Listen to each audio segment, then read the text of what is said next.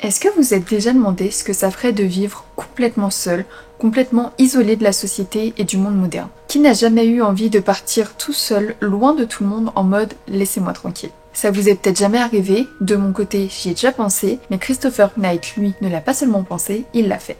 Aujourd'hui, je vais vous raconter l'histoire du dernier ermite, de cet homme qui a vécu pendant 27 ans dans les forêts du Maine. Il a décidé de s'installer dans la forêt de son plein gré, il n'a pas été élevé dans la nature par un peuple indigène par exemple. Non. Il a vécu comme un citoyen américain classique jusqu'à l'âge de ses 20 ans où il s'est dit « je me casse, ciao ». Enfin oui, donc ça s'est pas vraiment fait comme ça, je vais vous expliquer. Christopher Knight, je sais pas trop comment on dit, est né le 7 décembre 1965 dans le village d'Albion, dans l'état du Maine, aux États-Unis. C'est un petit village qui abrite environ 2000 habitants et 4000 vaches. En gros, c'est la campagne. Il est le 5e fils de Joyce et Sheldon Knight, et il a donc 4 frères et une sœur cadette. La famille Knight, c'était des gens de la campagne, avec une histoire classique. Joyce, la mère, élevait les enfants, pendant que Sheldon, le père, ancien de la marine, travaillait dans une laiterie où il nettoyait les camions-citernes. La famille habitait dans un corps de ferme, un bâtiment sans caractère. Les soirées à la maison étaient plutôt simples, dédiées à la lecture. D'ailleurs, l'intérieur ressemblait vraiment à une bibliothèque. Les enfants s'occupaient comme des gens de la campagne. Ils allaient cueillir du bois pour entretenir le feu. Ils allaient cueillir des cerises. Les garçons, ils apprenaient à réparer des appareils électriques. Voilà, rien de très passionnant, juste quelque chose de très classique. Christopher, qu'on va aussi appeler Chris pour le diminutif, affirme avoir eu une enfance heureuse avec des bons parents. Il n'avait rien à redire. Il était décrit par ses proches comme un enfant silencieux, un enfant assez timide et dans son coin. À l'école, il n'avait pas beaucoup d'amis, c'était un petit peu le garçon isolé qui était dans son monde, dans sa bulle. Il n'était pas inscrit à des clubs ni à des sports en particulier, mais en terminale, il s'inscrit à un cours nommé Sécurité du chasseur et vie pleine nature, où il apprend à se servir d'une boussole, à construire un petit abri de survie, etc. Le professeur leur avait même dit, si vous vous trouvez en situation de survie, de vie ou de mort, si vous tombez sur un campement, vous avez le droit de vous y installer. Dans le Maine, c'est accepté. Vous voyez où je veux en venir ? Selon l'annuaire du lycée, vous savez ce petit carnet avec les photos de tous les élèves, les projets d'avenir de Christopher, c'était de devenir technicien. Après le lycée, donc, il s'inscrit à une formation d'électronique qui a duré 6 mois. En gros, une formation pour apprendre à réparer des ordi et ce genre de trucs. Et ensuite, il trouve un emploi d'installateur de systèmes d'alarme sur les véhicules et les domiciles. Il va travailler moins d'1 an dans cette entreprise, et puis du jour au lendemain, il abandonne son poste, sans préavis, sans prévenir personne. Bon, en même temps, il va pas prévenir la veille son employeur en mode « Demain, je ne viendrai pas, j'abandonne mon poste ». Non, évidemment. C'est donc à partir de ce moment-là que l'histoire commence réellement, que le croustillant arrive, que ce pourquoi vous avez cliqué sur la vidéo débute. À l'âge de 21 ans, Christopher Knight décide de quitter la civilisation et d'aller vivre dans la forêt. Enfin, pas vraiment, il y a plusieurs étapes, je vais vous expliquer. Après avoir abandonné son poste, Chris prend sa voiture et quitte la ville pour partir direction le sud, direction la Floride. Au début, il dormait dans des motels, il mangeait dans des fast-foods,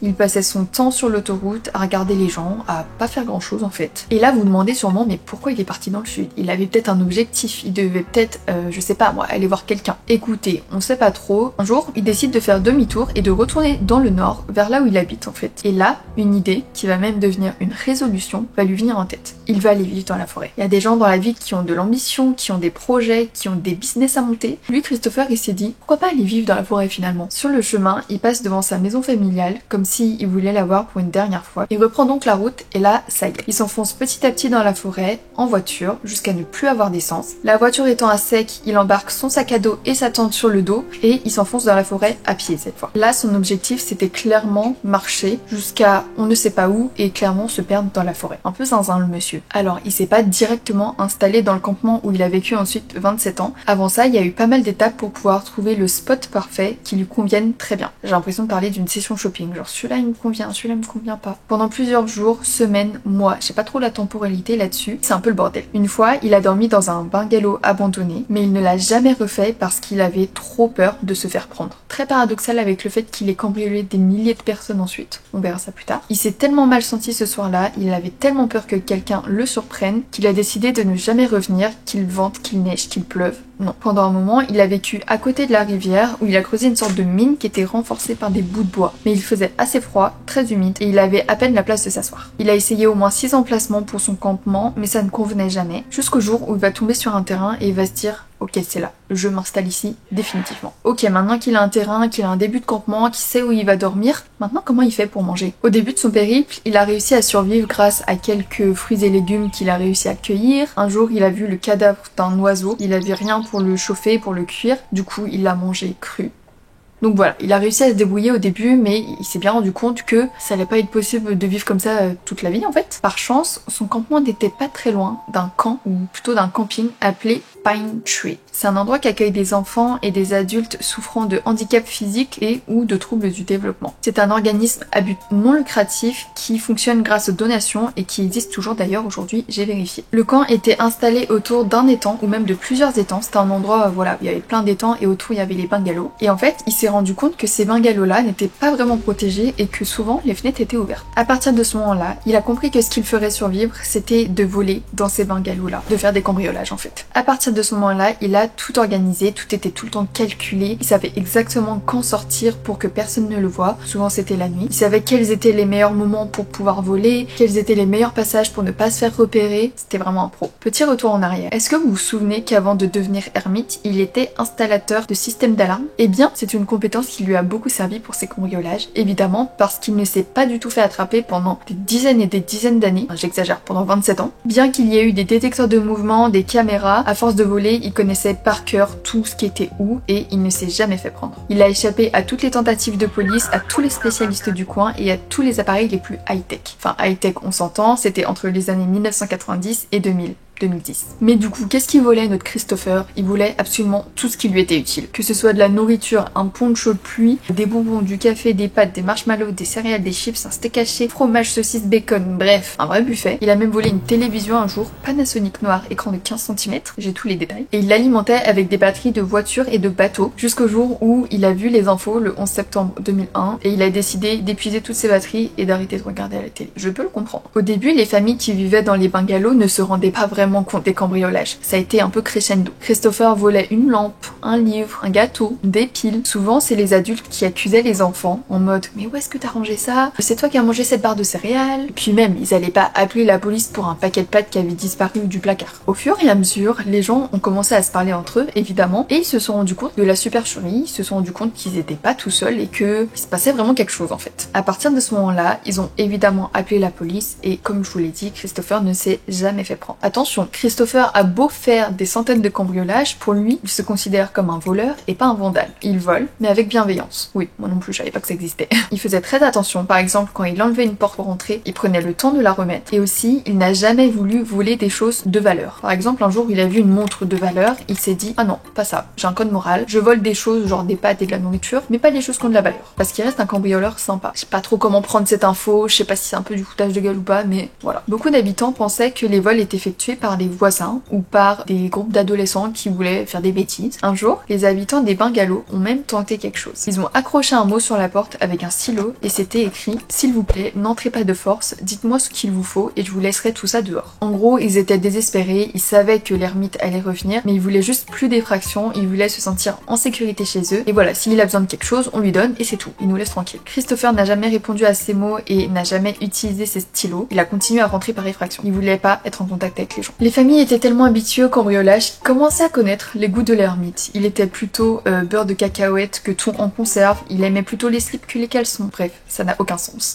Le jour où ils ont installé la première caméra de surveillance, je rappelle qu'on était dans les années 1990, donc c'était pas encore super commun, ils ont réussi à avoir une image de l'homme qui volait, donc de Christopher. Bon, c'était pas très net, mais ils voyaient quand même quelque chose. Sur la vidéo, ils voient donc un homme voler, ça on s'en doutait, mais cet homme est très bien sur lui, il n'est pas barbu, il est propre, il a pas l'air du tout de vivre dans la forêt quoi. Malgré ça, ils ont pas réussi à le retrouver et personne ne le reconnaît sur les photos. Christopher Knight en fait c'est vraiment devenu une légende. Vous voyez, c'est comme il y a le monstre du Loch Ness et bah là c'était il y a l'ermite et le cambrioleur de l'étang du Nord. Parce que évidemment je vous ai fait un résumé de tous ces cambriolages, mais pendant ses 27 ans de vie dans la forêt, il a cambriolé environ 40 fois par an, ce qui veut dire plus de 1000 cambriolages. Vous vous rendez compte, c'est énorme. C'est d'ailleurs probablement la plus grosse affaire de cambriolage dans l'état du Maine et dans beaucoup d'autres endroits je pense. Avec tous ces vols, le campement devenait de plus en plus fourni, tout était très bien organisé. Il y avait un coin cuisine, il y avait un coin toilette, il y avait un coin étendoir, il y avait sa tente pour dormir. Enfin bref, c'était vraiment en palace le truc. J'exagère un peu évidemment. Absolument tout a été construit avec tout ce qu'il a volé parce que je vous rappelle qu'il est juste parti avec son sac à dos et une tente. C'était comme un professionnel, il avait toujours des idées pour améliorer son campement. Il avait des caisses de lait en guise de table de chevet, il avait même un paillasson en gaz synthétique devant l'entrée de sa tente. Enfin vraiment le mec est confortable quoi. Vous devez vous dire mais il fait quand même très froid l'hiver. Comment il a réussi à survivre? Les moyennes de température pendant l'hiver, c'était entre 0 et moins 12 degrés. Et c'est une moyenne, parfois c'était plus. Et malgré ça, il a survécu. Chaque automne, il entassait de la nourriture dans son campement. C'était ses périodes les plus chargées de vol. Il s'engraissait et il se gavait de sucre et d'alcool pour grossir. Pendant les vols, il remplissait ses sacs de denrées non périssables. Il prenait des vêtements chauds et des sacs de couchage. Il prenait aussi des bonbonnes de gaz pour cuisiner, pour se chauffer, pour faire fondre la neige pour avoir de l'eau potable. Et dès la première chute de neige, il arrêtait tout. Évidemment, il pouvait pas marcher dans la neige sans se faire repérer parce qu'il y a des traces de pas. Il me semble que quand il devait absolument aller quelque part, je sais pas où, et ben pour tromper les gens, il marchait mais à reculons, comme ça les traces de pas étaient dans l'autre sens.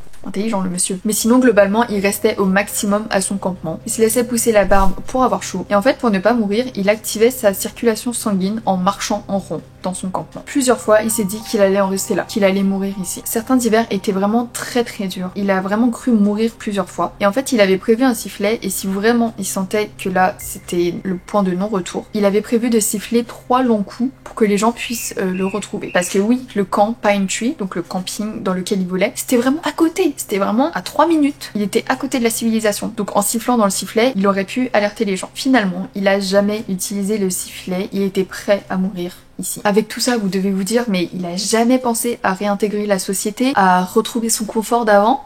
Eh ben non. Pour lui, c'était définitif, il restait là jusqu'à la fin de ses jours. Alors je sais, à ce stade, vous vous posez encore beaucoup de questions. Ça tombe bien, j'ai encore beaucoup de choses à vous dire. Premièrement, moi une question que je me suis posée, c'est comment c'est possible que personne ne l'ait jamais trouvé, alors que son campement était littéralement à 5 minutes de la civilisation, des gens en fait. Bah en fait, visiblement, son campement était très bien caché. Personnellement, j'ai encore un peu du mal à comprendre comment, mais voici les explications. Déjà, il était sur une propriété privée, et en fait, dans les bois, le mélange d'arbres et de broussailles était vraiment très dense. Et en fait, ce qui explique le caractère secret du campement, c'est qu'il y avait un amas de gros rochers qui cachaient le campement. Et quand je vous parle de rochers, c'est pas un petit caillou, c'est des rochers genre de la taille d'une voiture. Il y a un journaliste qui s'est penché sur cette histoire et du coup, il s'est rendu sur le camp. Et il a vraiment eu du mal à le trouver malgré qu'il sache où il était, en fait. La moitié du temps, avant de faire un pas, le journaliste était obligé de trouver une prise, de se retenir en s'agrippant à un rocher, en écrasant des branches, etc. Il affirme que si on n'avait pas passé ces gros rochers et ces gros sapins qui cachaient tout, c'était